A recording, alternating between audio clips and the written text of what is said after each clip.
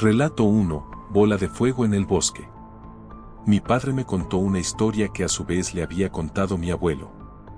Según mi padre, esto ocurrió en la década de los 40, cuando don Eduardo Palomares compró una parcela cerca del cruce de los caminos de la 35 con el río Salado en Nuevo León. Don Eduardo decidió que su hijo mayor, José, junto con su familia, se mudara a esa parcela para trabajar la tierra, ya que en esos tiempos el cultivo de algodón estaba en auge en la región. Después de vivir allí durante varios meses, una noche la familia observó una extraña luz que se movía en el cielo de un lado a otro. Parecía una bola de fuego con cierta inteligencia, descendiendo y ascendiendo por los barrancos del río, como si estuviera buscando algo en el lugar.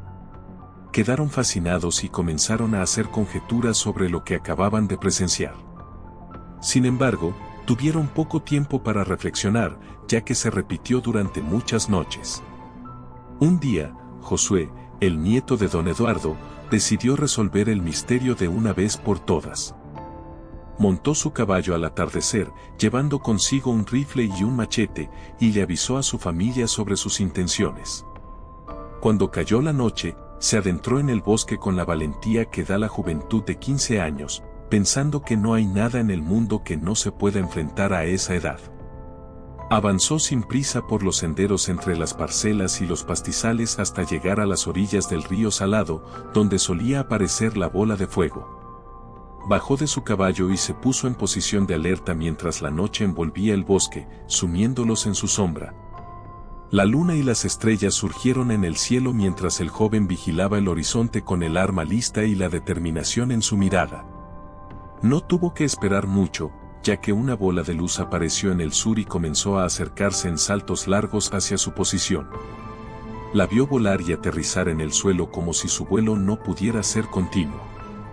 Al llegar al río, flotó en el aire y comenzó a explorar el cauce, como si estuviera buscando algo en una u otra orilla. Estaba a unos 100 metros de Josué, quien lo observaba atentamente, ansioso por desentrañar el misterio, apretando cada vez más el fusil entre sus manos. La luz se movía con calma, sin ninguna prisa, hasta que el muchacho, incapaz de controlar la ansiedad y el nerviosismo que lo invadían, le gritó desafiante y asustado. La luz se detuvo de repente y se apagó. Por un instante, un silencio se apoderó del lugar, ni los grillos ni las aves nocturnas parecían participar de la tensión del momento. Josué pensó que había asustado a la bola de fuego y que ya no volvería a aparecer en ese lugar. Sin embargo, la luz reapareció a lo lejos y comenzó a acercarse nuevamente hacia él.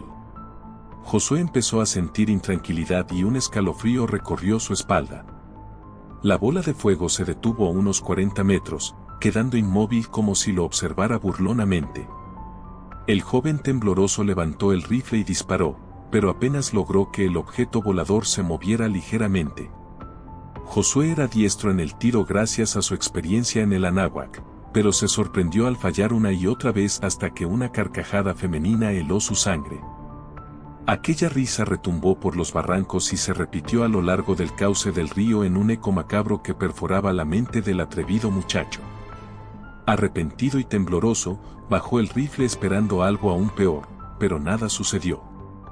La luz permaneció allí en una espera tenebrosa hasta que comenzó a elevarse lentamente, alejándose. Josué, sintiendo un impulso de valentía, tomó su rifle calibre 22 y realizó un último disparo. La luz se detuvo y ocurrió algo insólito.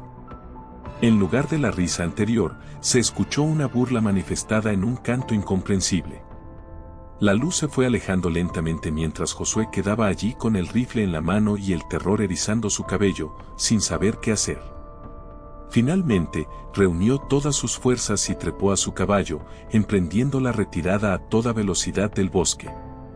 Pasó algún tiempo para que el joven se recuperara del susto que le dejó tan traumática experiencia, pero esa bola de fuego ya no volvió a aparecer en ese lugar.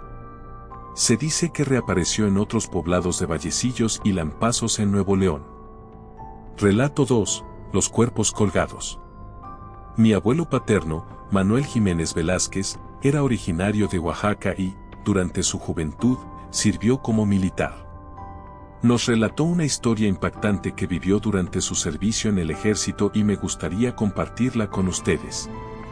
Mi abuelo nos contó que él y su tropa tuvieron que adentrarse en el bosque, alejados de la civilización durante varios meses. Durante ese tiempo, debían buscar la forma de sobrevivir, ya que su único techo era el cielo y su única cama era la tierra.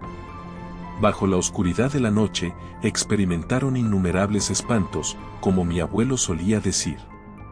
Escuchaban lamentos y chillidos desgarradores mientras veían sombras de personas, o lo que ellos creían que eran personas, corriendo y desvaneciéndose en las praderas y colinas.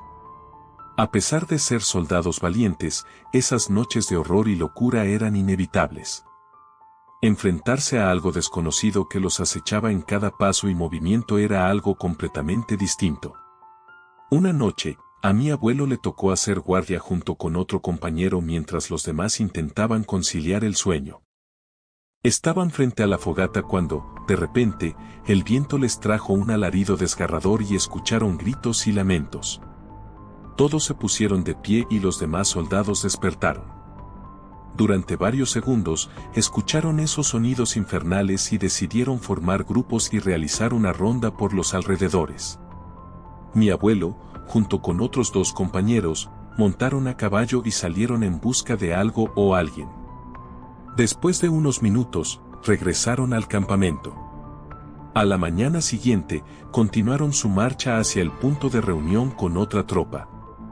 Avanzaron durante todo el día y, cuando llegó la noche, se detuvieron a descansar para permitir que los caballos recuperaran fuerzas. Una vez finalizado el descanso, mi abuelo recibió la orden de avanzar junto con otros compañeros.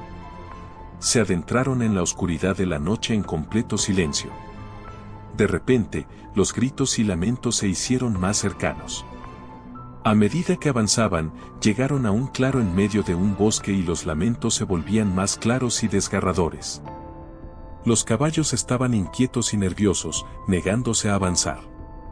Fue entonces cuando divisaron un árbol enorme, el más grande que mi abuelo había visto en su vida.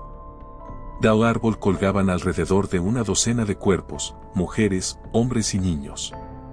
La escena que presenciaron fue escalofriante. Los cuerpos, con sus caras descompuestas, se movían y emitían esos espantosos lamentos. Los caballos relinchaban de miedo y ellos sentían que su alma salía de sus cuerpos. Sin pensarlo dos veces, dieron media vuelta, ya que era demasiado aterrador presenciar esos cadáveres colgados en movimiento. Regresaron apresuradamente hacia su tropa para informar y contar lo que habían presenciado y escuchado. Cuando su comandante llegó al lugar, constataron que los cuerpos seguían allí. Aparentemente, habían estado colgados durante días, sin vida. Sus rostros reflejaban un profundo dolor, muchos de ellos carecían de ojos y piel, ya que los buitres se habían alimentado de ellos. Decidieron bajar cada uno de los cuerpos y darles una sepultura cristiana. Al desconocer sus identidades, solo pudieron rezar y pedir por el descanso de aquellos desafortunados. Mi abuelo siempre creyó que aquellos cuerpos colgados habían sido llevados allí con el propósito de ser encontrados, como una forma de poner fin a su sufrimiento. Aunque la experiencia los había llenado de terror y les había hecho cuestionar su propia valentía, continuaron con su servicio militar, enfrentando los desafíos y peligros de la guerra. Relato 3. Nunca robes nada del bosque. Es un gusto poder compartir con ustedes una pequeña historia verídica que me sucedió a mí y a unos amigos cuando éramos muy jóvenes. Quizá tenía unos 17 años o menos. Nos juntábamos con todos los del barrio, claro, amigos a platicar. Éramos como unos 10 amigos y crecimos juntos en el barrio, jugando a la pelota, al trompo, al escondite, entre otros juegos. Durante las fechas navideñas, como en cualquier casa, queríamos tener un árbol de Navidad adornado y, como era costumbre todos los años, lo poníamos entre amigos. Algunos padres tenían suficiente dinero para comprar un árbol de Navidad artificial, mientras que otros no podíamos permitírnoslo. En esas fechas navideñas, todo era limitado. El punto es que ya teníamos la costumbre de ir a un bosque, una reserva natural de mi país muy grande. En ese bosque había 2 lagos, cuevas, montañas, cerros, mucha flora y fauna, animales silvestres y una gran cantidad de árboles de pino. Nosotros crecimos dentro de una parte de ese bosque porque mis amigos y yo solíamos meternos a jugar al escondite. Muchas veces los vecinos llegaban y nos decían, sálganse de ahí porque ya es muy tarde y aquí aparecen duendes. También se ha escuchado a la Llorona. No jueguen con los espíritus malos. Nos lo dijeron en innumerables ocasiones, pero nunca hicimos caso. El 18 de diciembre, 6 de nuestros amigos acordamos ir a cortar un pino para cada uno, con el fin de tener un árbol de Navidad natural en nuestras casas. La idea era cortarlo al mediodía y llevarlo a casa por la tarde para que nadie nos viera. Así que cortamos los pinos, salimos del bosque y entramos nuevamente por la tarde. Íbamos todos platicando y ya estaba muy oscuro. Mientras reíamos, de repente empezamos a escuchar sonidos y pasos muy fuertes. Todos nos detuvimos. Entonces se escuchó una voz. Recuerdo que el más grande de mis amigos dijo, no le hagan caso. Continuamos caminando en fila india. De repente, adelante de mi amigo Eddie, apareció una niña que se quedó mirándolo fijamente. La niña tenía aproximadamente 6 años. Luego, detrás de ella, apareció una señora de espaldas, con un cesto, recogiendo frambuesas del bosque. Todos nos quedamos paralizados. No sabíamos qué hacer, sentíamos las piernas como si fueran de acero. En la fila india, yo era el tercero. De repente, la niña extendió la mano derecha y le dijo a mi amigo Eddie, ¿me regalas una moneda? Literalmente, él se quedó mudo. De hecho, todos nos quedamos sin palabras y sin saber qué hacer. Uno de los amigos que iba al final de la fila, llamado Chato, logró hablar y nos dijo, corran, vámonos. De alguna manera, todos quedamos expuestos y comenzamos a correr, siguiendo a Chato. Nos llevó aproximadamente 15 minutos salir del bosque, lo cual nos había tomado unos 40 minutos entrar. Al salir del bosque, nos encontramos con un vecino, quien nos preguntó por qué estábamos corriendo. Él nos recordó que ya nos había dicho que no nos metiéramos al bosque, especialmente después de ciertas horas. Le contamos lo sucedido y nos dijo que eso nos pasaba por entrar sin pedir permiso a los seres del bosque. Nos advirtió que cuando uno entra en esos bosques, montañas o cerros, primero debe pedir permiso antes de llevarse algo. Nosotros simplemente llegamos y queríamos llevarnos los árboles sin respetar esa antigua tradición. Después de ese incidente, decidimos no volver a traer pinos del bosque para nuestro árbol de Navidad. Te invito a seguir escuchando más relatos paranormales en mi canal.